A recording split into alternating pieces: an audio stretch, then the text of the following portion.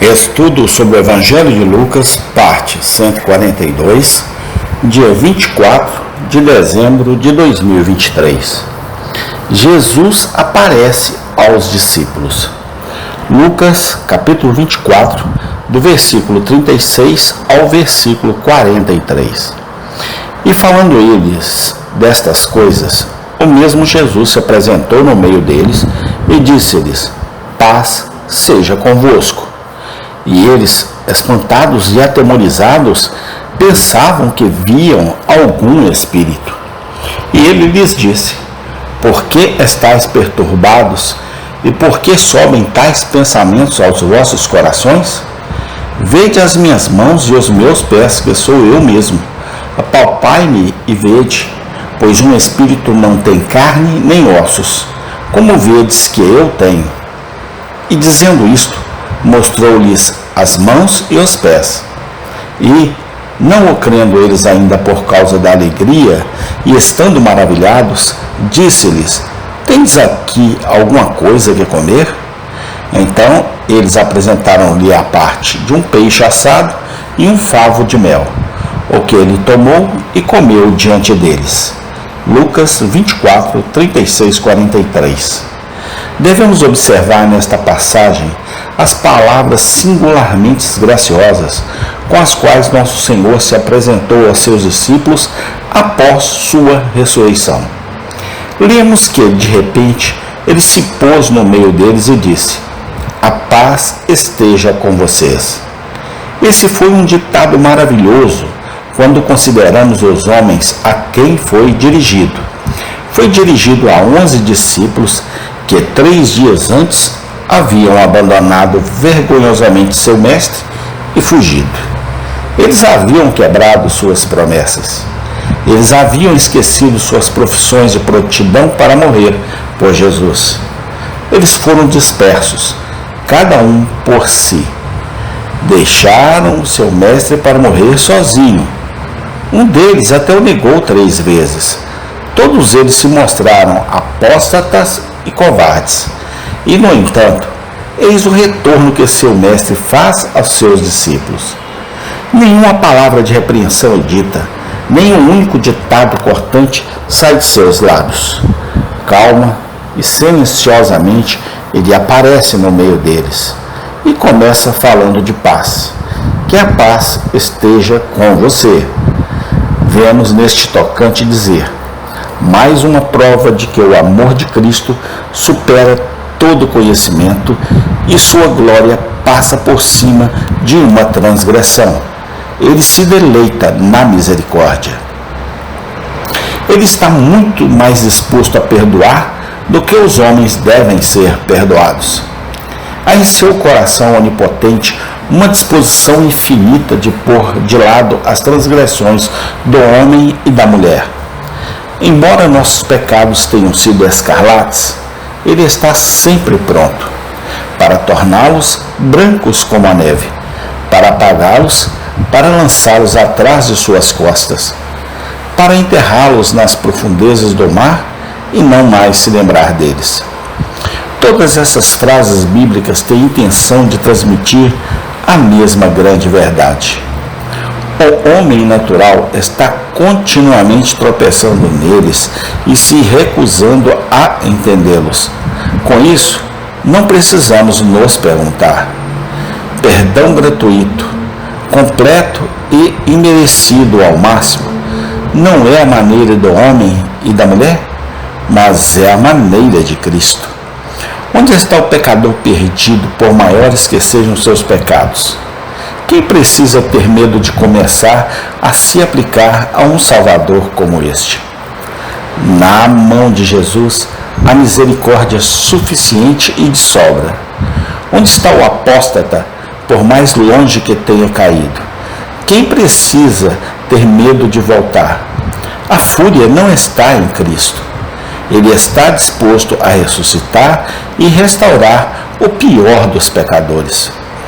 Onde está o santo salvo, que não deveria amar tal Salvador e voluntariamente render a ele uma vida de santa obediência? Há perdão com ele, para que ele seja temido. Salmo 134. Onde está o cristão professo que não deve perdoar seus irmãos? Os discípulos de um Salvador, cujas palavras eram tão cheias de paz, deveriam ser pacíficos, gentis e fáceis de serem suplicados. Colossenses 3:13. Devemos observar, por outro lado, nesta passagem, a maravilhosa condescendência de nosso Senhor à enfermidade de seus discípulos. Lemos que quando seus discípulos estavam aterrorizados com sua aparição e não podiam acreditar que era ele, que ele disse: "Eis minhas mãos, me toquem e vejam."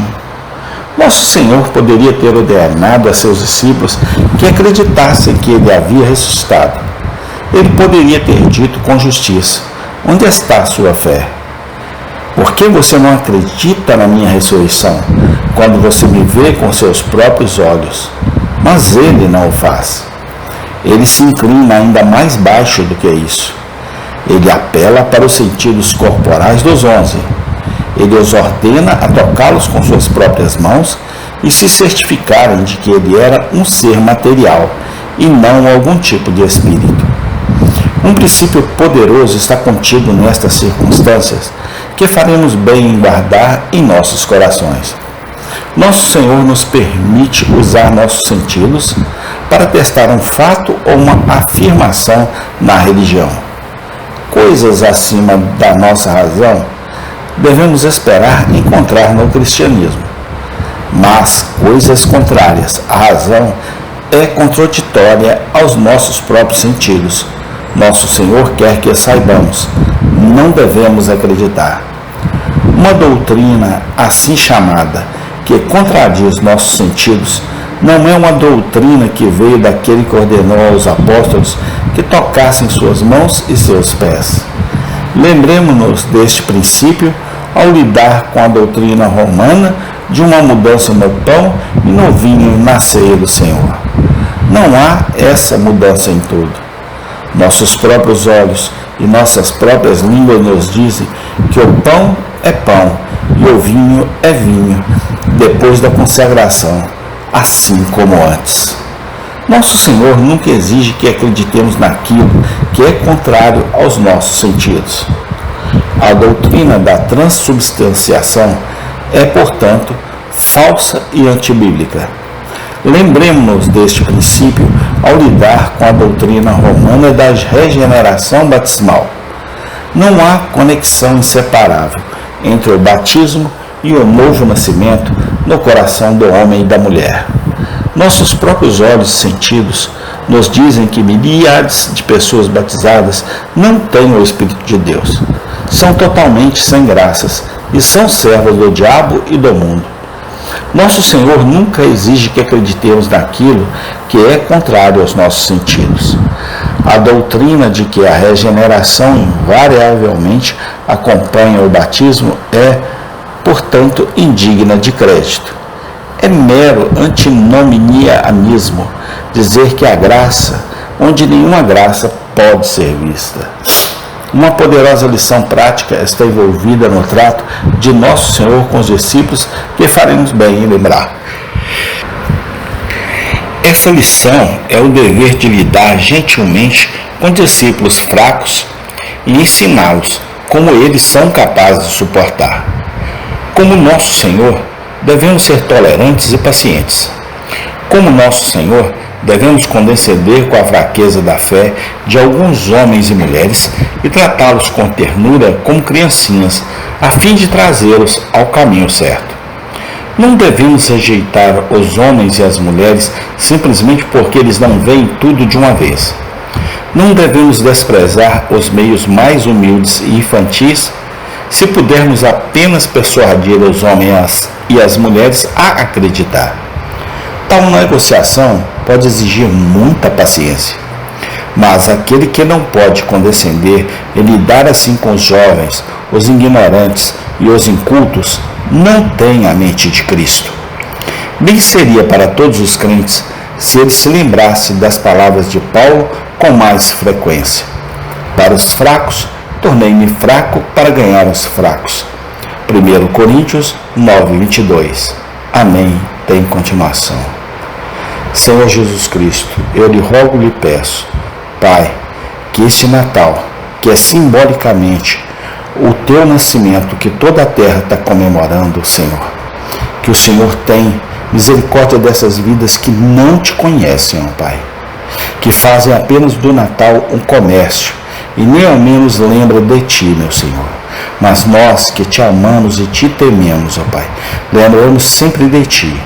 Não sabemos o dia certo do teu nascimento, mas sabemos que o Senhor nasceu. Sabemos que o Senhor morreu por causa dos nossos pecados e que o Senhor ressuscitou e está ao lado direito de Deus Pai, nos advogando sempre, Senhor, nos ajudando sempre, tendo misericórdia de nós miseráveis pecadores. Muito obrigado, Senhor Jesus Cristo.